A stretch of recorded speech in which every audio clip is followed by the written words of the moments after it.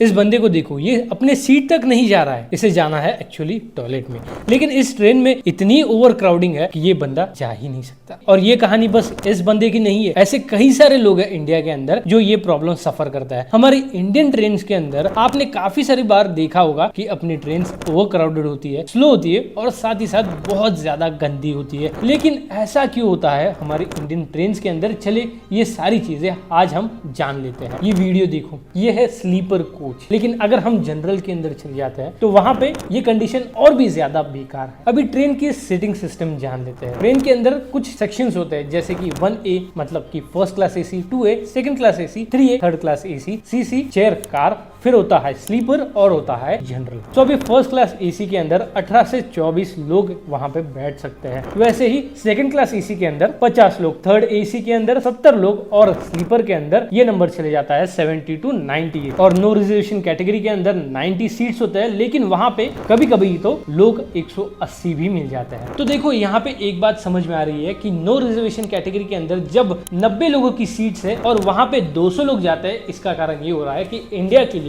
General seats कम पड़ रही है। तो अब इसी चीज को सॉल्व करने के लिए रीजनल अथॉरिटी ने बोला कि जो स्लीपर कंपार्टमेंट है, यानी कि जो रिजर्व क्लास है, वो क्लास को भी आप ऐसा घोषित कर दो कि वहां पे जनरल सीट जाके बैठ सकती है। तो अभी इसी कारण जो लोग रिजर्वेशन करके जाते हैं स्लीपर के अंदर, उनको भी जनरल और रिजर्वेशन में कोई डिफरेंस नहीं रहेगा और उस कारण आपको स्लीपर के अंदर भी बहुत ज्यादा ओवर क्राउडिंग मिलेगी। लेकिन ये सारी चीजें ऐसे हो क्यों रही है? क्योंकि यहाँ पे जो कोच डिस्ट्रीब्यूशन की सिस्टम है, ये सब कुछ चेंज हो रहा है। अभी हमने देखा कि जनरल को शिफ्ट किया जा रहा है स्लीपर में, और लेकिन जो स्लीपर कंपार्टमेंट है उसको रिप्लेस किया जा रहा है थर्ड एसी से।